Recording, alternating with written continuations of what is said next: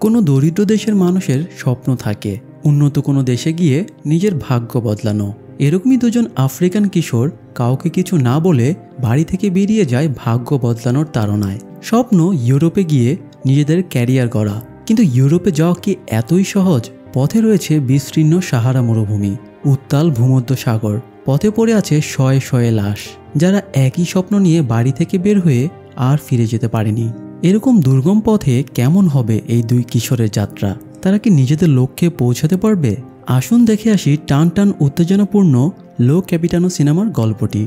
পূর্ব আফ্রিকার দেশ সেনেগাল, যা বিশ্বের দরিদ্র দেশগুলোর একটা, যেখানে ছোট ছোট বাড়িতে অনেকগুলো মানুষ নিয়ে পরিবারগুলোর বসবাস। এমনই একটি পরিবারে বাস করে 16 বছরের কিশোর সাইদু। সকালে বাচ্চাদের হৈহুল্লোড়ে ঘুম ভাঙে সাইদুর। সে একটু বিরক্ত হলেও তার কিছুই করার থাকে না, কারণ এটা তাদের নিত্যদিনের ঘটনা। সাইদু বিছানা ছেড়ে উঠে নিজের টি শার্ট পরে পাশের বাড়ি থেকে নিজের সমবয়সী চাচাতো ভাই মুসাকে ডেকে তোলে। এরপরে দুজনে যখন বের হচ্ছিল তখন সাইদুর মা তাকে জিজ্ঞেস করে তারা কোথায় যাচ্ছে। সাইদু জানায় তারা ফুটবল খেলতে যাচ্ছে। এই বলে তারা বেরিয়ে পড়ে। যদিও সাইদু মাকে মিথ্যা বলেছে। আসলে তারা দুই ভাই দিন মজুরের কাজ করত এবং নিজেদের উপার্জন করা টাকাগুলো জমিয়ে রাখত, কারণ তাদের দুজনেরই স্বপ্ন ইউরোপের উন্নত দেশ ইতালিতে যাওয়া। আর এই জন্যই তারা কঠোর পরিশ্রম করে টাকাগুলো জমাচ্ছিল। প্রতিদিনের মতো আজকেও কাজ শেষে নিজেদের পারিশ্রমিক তারা গোপনে রেখে দিচ্ছিল। তারা টাকা লুকিয়ে রাখার জন্য একটা আদর্শ জায়গা ব্যবহার করত, যাতে কেউ সেগুলো নাগাল না পায়। মুসা টাকা রাখার সময় সেগুলো গোনার চেষ্টা করছিল, কিন্তু সাইদু তাকে দ্রুত টাকা রেখে চলে আসতে বলে, কারণ যে কোনো মুহূর্তে যে কেউ চলে আসতে পারে। মুসা টাকাগুলো দেখিয়ে বলে এখানে যা টাকা আছে তা তাদের ইউরোপে যাওয়ার জন্য যথেষ্ট। কিন্তু সাইদু তার কথায় তেমন পাত্তা দেয় না, তাই মুসা টাকাগুলো রেখে উঠে আসে। এরপরে তারা স্ট্রিট ফাংশনে যায়। সাইদু এবং মুসা ফাংশনে ইনস্ট্রুমেন্ট বাজায়। তাছাড়া সাইদুর মা একজন স্ট্রিট ড্যান্সার। সাইদু নিজেও একজন মিউজিশিয়ান, আর এই জন্যই সে ইউরোপে গিয়ে নিজের ক্যারিয়ার করতে চায়। এই কথাটা সেদিন রাতে বাড়ি ফিরে অনেক ইতস্তত করে সাইদু নিজের মাকে জানায়। ছেলের মুখে ইউরোপে যাওয়ার কথা শুনে মহিলা প্রথমে কিছু না শোনার ভান করেন। তখন সাইদু বোঝায় বাড়ির যে অবস্থা তাতে এটা যে কোনো সময় ভেঙে পড়তে পারে। বোনেরা গাদাগাদি করে এক ঘরে ঘুমায়, তাদের ভবিষ্যতের চিন্তাও করতে হবে। তাই সে ইউরোপে গিয়ে নিজের গানের ক্যারিয়ার করতে চায়, যাতে সে নিজের পরিবারের খেয়াল রাখতে পারে। ছেলের মুখে কথাগুলো শুনে সাইদুর মা তাকে বকাবকি শুরু করেন এবং বলেন ইউরোপে যাওয়া মানে নিজের মৃত্যুকে ডেকে আনা। ইউরোপে যাওয়ার বাসনা নিয়ে বের হয়ে অনেককে লাশ হয়ে ফিরতে হয়েছে। অনেকের লাশ পড়ে আছে সমুদ্র আর মরুভূমিতে, কারণ সেই সময়ে বৈধভাবে ইউরোপে যাওয়ার সামর্থ্য তাদের কারো ছিল না বললেই চলে। তাই তারা অবৈধভাবে বাই রোডে ইউরোপে যাওয়ার চেষ্টা করত। ফলে পথে নানান দুর্গমতার মধ্যে পড়ে তাদের জীবন নাজেহাল হয়ে যেত। এরকম দুর্গমতার মাঝে পড়ে ছেলে জীবন হারাক এটা সাইদুর মা চাইছিলেন না। তাই তিনি কঠিনভাবে সাইদুকে বকাঝকা করেন। মায়ের বকার চোটে সাইদু মাকে বলে সে আসলে মজা করছিল, সে কোথাও যাচ্ছে না, সে এখানেই থাকবে। এই বলে কথা অন্যদিকে ঘুরিয়ে সাইদু শুতে চলে যায়। পরের দিন সাইদু আর মুসা স্কুলে বের হচ্ছিল। তখন সাইদুর মা মুসাকে আটকায় এবং তাকেও বকাঝকা শুরু করে যে মুসার জন্যই সাইদু বিগড়ে যাচ্ছে। মুসার বুদ্ধিতেই সাইদুর মাথায় ইউরোপে যাওয়ার চিন্তা এসেছে। কিন্তু তারা দুই ভাই এটা সেটা বুঝিয়ে ওনাকে শান্ত করে স্কুলে বেরিয়ে যায়। রাস্তায় বেরিয়ে মুসা সাইদুর উপরে বেশ চটে যায় এবং বলে সে কেন মাকে এসব কথা বলতে গেল। তারা 6 মাস ধরে ইউরোপে যাওয়ার প্ল্যান করছে। তাদের প্ল্যানের কথা জানতে পারলে সাইদুর মা কখনোই তাদের যেতে দিবে না। এরপরে দুজনে স্কুলে যায়। স্কুল শেষ করে তারা কার্পেন্টারের কাজে লেবারি করতে যায়। সেখান থেকে ফিরতে সন্ধ্যা পার হয়ে যাওয়ায় সাইদুর মা আবার তাকে বকা দেয়। মায়ের বকা দেওয়া শব্দগুলো দিয়ে সাইদুর মনে একটা গানের লিরিক চলে আসে। তাই সে মুসাকে নিয়ে ইনস্ট্যান্ট একটা গান লিখে ফেলে। এরপরে তারা রাস্তায় দলবল নিয়ে গানটা গাইতে শুরু করে। গান শেষ করে সাইদু আর মুসা সিসকো নামের এক লোকের সাথে দেখা করতে যায়। সিসকো ইউরোপের ব্যাপারে অনেক কিছু জানে, তাই তাদের আদৌ ইউরোপে যাওয়া উচিত কিনা এই ব্যাপারে তারা সিসকোর কাছে সাজেশন চাইতে গিয়েছিল। সিসকো তাদের স্পষ্টভাবে না করে দেয় এবং বলে তারা টিভি দেখে ইউরোপকে যেমনটা ভাবে আসলে ইউরোপ তেমনটা না। সেখানে অনেক ঠান্ডা, অসংখ্য মানুষ এই ঠান্ডার মাঝেও রাস্তায় ঘুমায়। সেখানে জীবন আফ্রিকার চেয়েও অনেক কঠিন। জীবনে কোনো মূল্যই সেখানে নেই, চারিদিকে শুধু লাশের ছড়াছড়ি। সিসকোর মুখে এসব কথা শুনে সাইদু একটু ঘাবড়ে যায়, কিন্তু মুসা তাকে বোঝায় তারা 6 মাস ধরে প্ল্যান করছে এত কষ্ট করে টাকা জমিয়েছে, এখন আর তাদের পিছিয়ে আসা উচিত না। তাছাড়া ইউরোপে গেলে তাদের ক্যারিয়ার সেটেল হয়ে যাবে, সুপারস্টারের মতো করে মঞ্চ কাঁপাবে, এমনকি সাদা চামড়ার লোকেরা এসে তাদের কাছে অটোগ্রাফ চাইবে। এর চেয়ে সুন্দর ব্যাপার আর কি হতে পারে। মুসার কথা শুনে সাইদুর স্বপ্নটা আবারও জেগে ওঠে। তবে তারা সিদ্ধান্ত নেবার আগে একজন জ্যোতিষীর কাছে পরামর্শের জন্য যায়। জ্যোতিষী তাদের ভুজুং ভাজুং দিয়ে নির্দেশনা দেয় তারা যেন গোরস্থানে গিয়ে দাদা দাদির কবরের সামনে দাঁড়িয়ে নিজেদের মনের কথা ওনাদের জানায়। এর 3 দিন পরে যেন তারা আবারও জ্যোতিষীর কাছে ফিরে আসে। তখন জ্যোতিষী মৃত দাদা দাদির সাথে কথা বলে তাদেরকে জানিয়ে দেবে ওনারা কি পরামর্শ দিয়েছেন। জ্যোতিষীর কথা মতো কাজ শেষ করে 3 দিন পরে তারা সেখানে গেলে জ্যোতিষী তাদের ইউরোপে যাওয়ার অনুমতি দিয়ে দেয়। এতে 2 ভাই আনন্দিত হয় এবং আশ্বস্ত হতে পারে যে তাদের লক্ষ্য পূরণ হবেই। পরের দিন তারা মায়েদের কিছু না জানিয়েই নিজেদের স্বপ্ন পূরণ করতে বেরিয়ে পড়ে। কয়েক ঘন্টা জার্নির পরে তারা বর্ডারে গিয়ে পৌঁছায়। সেখানে তারা একজন লোকের খোঁজ পায় যে $100 বিনিময়ে নকল পাসপোর্ট তৈরি করে দেয়। তারা তার কাছ থেকে নতুন পাসপোর্ট বানিয়ে নেয়। লোকটা তাদের মালি দেশের পাসপোর্ট বানিয়ে দেয় এবং তাদের নতুন মালিয়ান নাম দেয়, মালিক মারা এবং সালিফ বাম্বা। সেই সাথে তাদের বুঝিয়ে দেয় রাস্তায় চেকপোস্টে গার্ডেরা জিজ্ঞাসাবাদ করলে তারা যেন নিজেদের মালি দেশের অধিবাসী হিসেবে পরিচয় দেয় এবং ঝামেলা এড়িয়ে চলে। এরপরে তারা বাসে উঠে বসে। মালি বর্ডারে গার্ড এসে সাইদু এবং মুসার পাসপোর্ট চেক করে। তারা যে ড্রেস এই সময়ে পরেছিল একই ড্রেস পরা ছবি তাদের পাসপোর্টেও ছিল। তাই গার্ডের সন্দেহ হয় এবং জিজ্ঞেস করে তারা কবে এই পাসপোর্টটা ইস্যু করেছে। তারা জানায় 2 বছর আগে। এটা শুনে গার্ডের সন্দেহ সত্যিতে পরিণত হয় এবং সে বুঝে যায় এরা দুজন অবৈধ অভিবাসী। তাই গার্ড তাদের কাছে $50 ঘুষ চায় এবং থ্রেট দেয় ঘুষ না দিলে তাদের জেলে ঢুকিয়ে দেওয়া হবে। তাই বাধ্য হয়ে তারা ঘুষ দিয়ে গার্ডের হাত থেকে ছাড়া পায়। এরপরে তারা নাইজারের আদাগেত শহরে এসে বাস থেকে নামে। এখানে হরদম মানুষ পাচারের ব্যবসা চলছিল। তাদের একজন দালালের সাথে দেখা হয়। দালাল তাদের জনপ্রতি $600 বিনিময়ে ইতালি পর্যন্ত যাবার ব্যবস্থা করে দেওয়ার প্রলোভন দেখায়। যদিও টাকার অঙ্কটা অনেক বেশি ছিল, কিন্তু তাদের কাছে বিকল্প উপায় না থাকায় তারা রাজি হয়ে যায়। তারপরে তাদেরকে একটা গোপন আস্তানায় নিয়ে আসা হয়, যেখানে তাদের মতো আরও অনেক ইউরোপগামী মানুষ আগে থেকেই অপেক্ষারত ছিল। রাতে একজন লোক এসে তাদের বেশ কিছু ব্যাপারে সতর্ক করে দেয়। বিশেষ করে মরুভূমিতে প্রায়শই ডাকাতেরা অ্যাটাক করে এবং সমস্ত টাকা পয়সা লুট করে নেয়। তাই সে পরামর্শ দেয় টাকাগুলো যেন প্লাস্টিকের মধ্যে করে তারা পায়ুপথে লুকিয়ে রাখে। যদিও এটা কষ্টকর, কিন্তু টাকা লুকানোর জন্য এটাই সবচেয়ে সেফ উপায়। এটা বলে লোকটা চলে যায়। সকালে মুসা সাইদুকে ডেকে তোলে এবং জানায় আজ রাতেই তাদের নিয়ে যাত্রা শুরু করা হবে। এটা শুনে সাইদু খুব খুশি হয়। তারা টুকটাক গরম কাপড় চোপড় কেনাকাটা করে। রাতে রওনা দেওয়ার পূর্বে মুসা টাকাগুলো পায়ুপথে লুকিয়ে নেয়। এরপরে তারা বাকি লোকদের সাথে গাড়িতে উঠে বসে। এরপরে তাদেরকে নিয়ে সাহারা মরুভূমি দিয়ে গাড়ি ছুটিয়ে চলতে শুরু করে। মরুভূমির উঁচু নিচু পথে গাড়ির হোঁচট খেয়ে একজন গাড়ি থেকে পড়ে যায়। যাত্রীরা গাড়ি থামিয়ে তাকে উদ্ধার করার জন্য বলে, কিন্তু আশ্চর্যের ব্যাপার হলো তারা গাড়ি থামায় না। তাকে ফেলে রেখে গাড়ি সমান গতিতে চলতে থাকে এবং বাকি যাত্রীদেরও সাবধান করে দেওয়া হয় তারা যেন শক্ত হয়ে বসে, তা না হলে তাদের মধ্যে কেউ পড়ে গেলে তাদেরও ফেলে রেখে চলে যাওয়া হবে। এই কথা শুনে যাত্রীরা পড়ে যাওয়া মানুষটার চিন্তা বাদ দিয়ে দেয় এবং নিজের ভালোর কথা ভেবে চুপচাপ শক্ত হয়ে বসে থাকে। এক দীর্ঘ জার্নির পরে তাদেরকে একটা জায়গায় এসে নামিয়ে দেওয়া হয়। মরুভূমি তখনও শেষ হতে অনেক পথ বাকি, তবুও তাদের সেখানে নামিয়ে দেওয়া হয় এবং তাদের সাথে একজন গাইড দেওয়া হয় যে তাদের হেঁটে গন্তব্যে পৌঁছে দেবে। সবাই একটু আপসেট হলেও কারোরই কিছু করার থাকে না। তারা গাইডকে ফলো করে হাঁটতে শুরু করে। হাঁটতে হাঁটতে রাত পেরিয়ে দুপুর হয়ে যায়। একজন মহিলা মরুর গরমের সাথে আর পাল্লা দিয়ে হাঁটতে না পেরে অসুস্থ হয়ে পড়ে যায়। সাইদু খেয়াল করে দৌড়ে মহিলার কাছে যায় এবং ওনাকে পানি খাইয়ে সুস্থ করার চেষ্টা করে, কিন্তু মহিলা আর সারভাইভ করতে না পেরে সাইদুর কোলের ওপরেই মৃত্যুবরণ করে। এদিকে মুসা বিরক্ত হয়ে সাইদুকে ডাকাডাকি করছিল, কারণ গাইড তাদের ফেলে বেশি দূর এগিয়ে গেলে তারা পথ হারিয়ে ফেলবে। তাই সাইদু মহিলাকে উত্তপ্ত বালির ওপরে শুইয়ে দিয়ে আবারও হাঁটা ধরে। কিন্তু এই ঘটনাটা তার মনে খুব প্রভাব পড়ে। সাইদু কল্পনায় দেখতে থাকে সে আবারও মহিলার কাছে ফিরে গিয়ে দেখছে মহিলা জীবিত হয়ে উঠেছে। তখন সে মহিলাকে এক হাতে তুলে ঘুড়ির মতো করে উড়িয়ে নিয়ে এগিয়ে চলছে।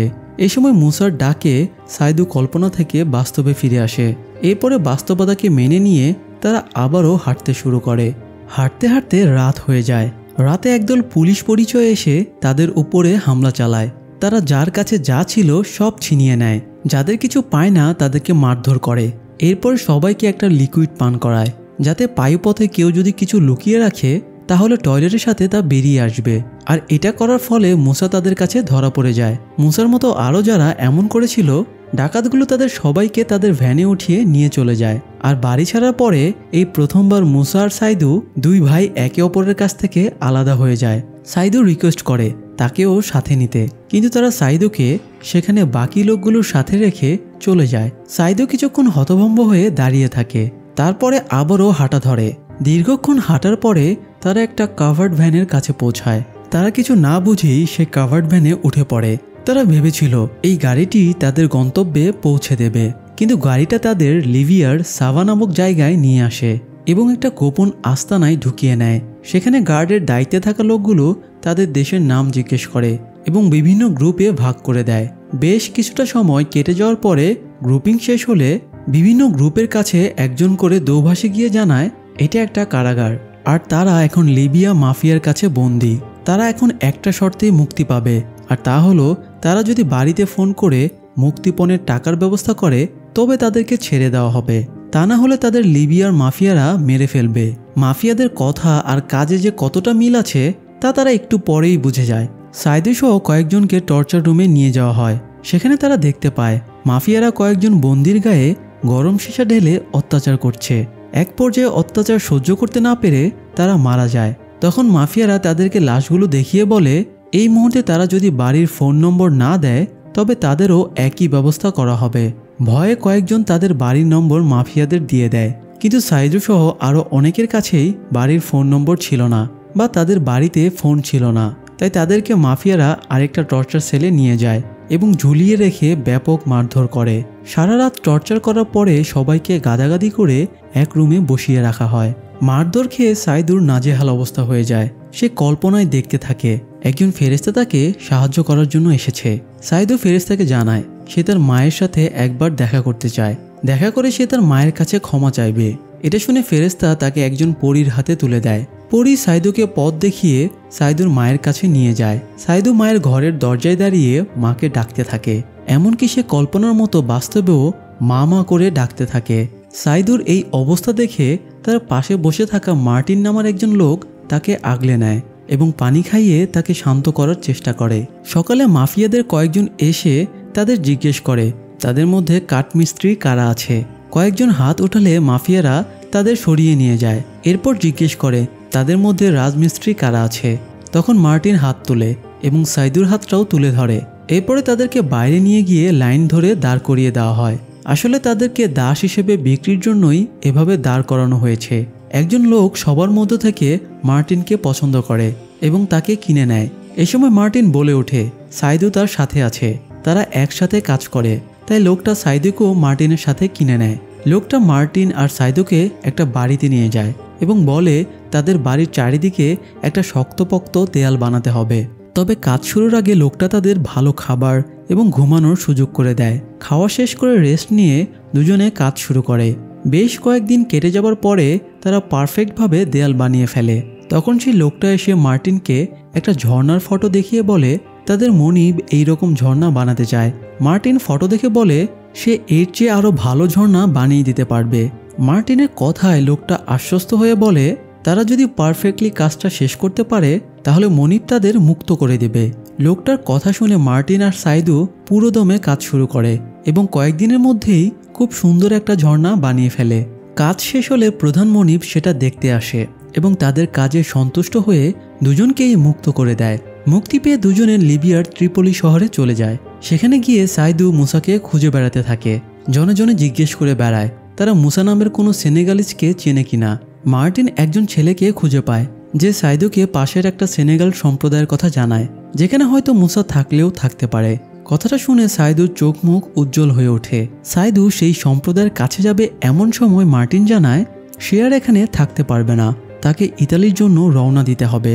সাইদু জানায় সে মুসাকে খুঁজে নেওয়া পর্যন্ত কোথাও যাবে না, তার যদি ইতালিতে যেতেই হয় তবে মুসাকে নিয়েই তবে যাবে। এরপরে মার্টিন আর সাইদু দুজন দুজনকে বিদায় জানায় এবং মার্টিন জানিয়ে দেয় ইতালিতে সে ঠিক কোথায় থাকবে। ঠিকানা জানিয়ে মার্টিন নিজের গন্তব্যে যাত্রা শুরু করে। অন্যদিকে সাইদু সেই সেনেগালীয় সম্প্রদায়ের কাছে গিয়ে মুসার ব্যাপারে জিজ্ঞেস করে, কিন্তু কেউই মুসার কোনো খোঁজ দিতে পারে না। তবে একজন বৃদ্ধা জানায় পেছনেই কাছাকাছি আরেকটা সেনেগালীয় সম্প্রদায় আছে। সাইদু যেন সেখানে গিয়ে মুসাকে খুঁজে দেখে।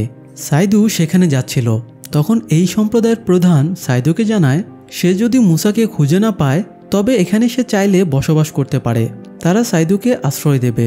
সাইদু খুশি হয়ে লোকটাকে ধন্যবাদ জানিয়ে মুসাকে খুঁজতে দ্বিতীয় সম্প্রদায়ের কাছে যায়, কিন্তু সেখানেও কেউ মুসার ব্যাপারে কোনো তথ্য দিতে পারে না। তবে তারা তাকে ইস্পাত শ্রমিকদের কাছে খোঁজ নিতে বলে। তাই সাইদু ইস্পাত শ্রমিকদের সাথেও দেখা করে, কিন্তু তারাও সাইদুকে হতাশ করে। তাই সাইদু প্রথম সম্প্রদায়ের কাছে ফিরে আসে এবং সেখানেই আশ্রয় গ্রহণ করে। বেশ কিছুদিন কেটে যাওয়ার পরে আর্থিক টানাটানির কারণে সাইদু সেখানেই কনস্ট্রাকশনে মিস্ত্রির কাজ শুরু করে। এরই মধ্যে একদিন একজন সাইদুকে জানায় এইমাত্র একজন সেনেগালীয় ছেলে নাকি সেখানে এসেছে। কথাটা শোনা মাত্রই সাইদু দৌড়ে সেখানে যায় এবং চাদর মুড়িয়ে কাউকে শুয়ে থাকতে দেখতে পায়। চাদরটা সরাতেই দেখে এটা আর কেউই না, বরং স্বয়ং মুসা। অবশেষে দীর্ঘ প্রতীক্ষার পরে তাদের দুজনের দেখা হয়, তাই আনন্দে একে অপরকে জড়িয়ে ধরে। তারপরে সাইদু মুসাকে বলে, চল ভাই যাই, এইবার স্বপ্ন পূরণ করে আসি। কিন্তু মুসাকে খুব দুর্বল দেখাচ্ছিল, তাই সাইদু মুসাকে জিজ্ঞেস করে তার কি হয়েছে। তখন মুসা জানায় তাকে জেলখানায় বন্দি করে রাখা হয়েছিল, সেখান থেকে পালিয়ে আসার সময়ে তার পায়ে গুলি লেগেছে। সাইদু তাকে হাসপাতালে নিয়ে যেতে চায়, কিন্তু মুসা যেতে চায় না। একে তো তারা কৃষ্ণাঙ্গ, তাই তাদের হাসপাতালে ভর্তি নেবে না। দ্বিতীয়ত মুসার ধারণা হাসপাতালে গেলে তার পাটা কেটে ফেলা হবে, তাই সে বাড়ি ফিরে যেতে চায়, যাতে সে অন্তত শান্তিতে নিজের দেশে মরতে পারে। মুসার কথা শুনে সাইদু বুঝতে পারে মুসা ডিপ্রেশনে আছে, তাই সে মুসাকে অনেক বোঝায় তারা ইউরোপের একদম কাছাকাছি চলে এসেছে।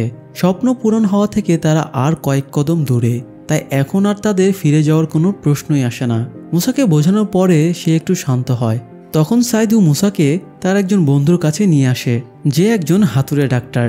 পায়ের কন্ডিশন দেখে সে জানায় ভাগ্য ভালো, গুলিটা পায়ে লেগে সেটা মাংস ভেদ করে বেরিয়ে গেছে, হাড়ের সাথে বুলেট টাচ করেনি। ডাক্তার জানায় সংক্রমণ এড়াতে মুসাকে এখনই জীবাণুনাশক, ব্যথানাশক এবং অ্যান্টিবায়োটিক দিতে হবে।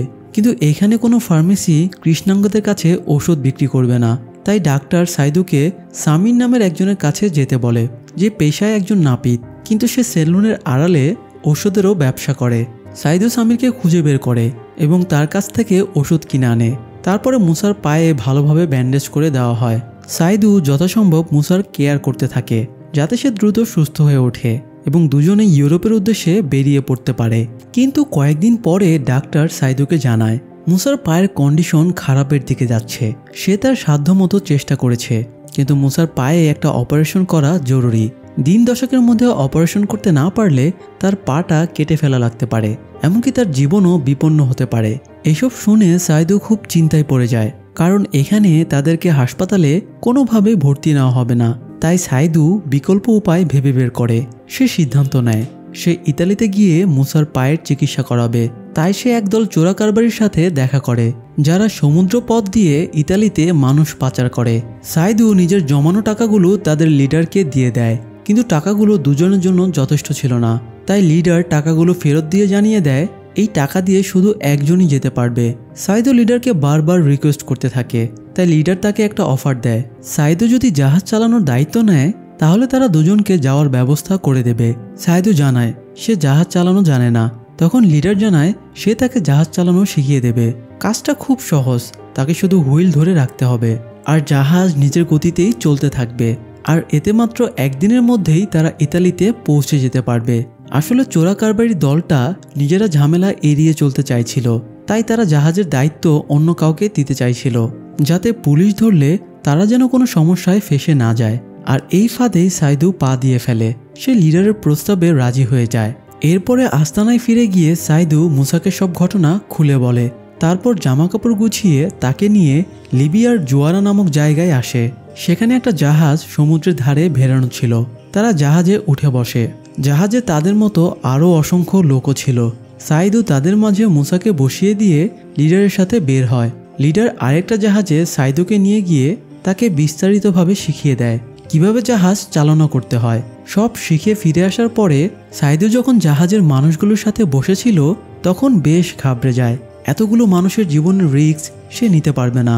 এই কথাটা সাইদু লিডারকে গিয়ে জানায়, কিন্তু লিডার তাকে জোরপূর্বক জাহাজে পাঠিয়ে দেয়। তাই আর কোনো উপায় না থাকায় সাইদু জাহাজ পরিচালনার দায়িত্ব নেয় এবং ভূমধ্যসাগর দিয়ে জাহাজ ইতালির দিকে নিয়ে যেতে থাকে।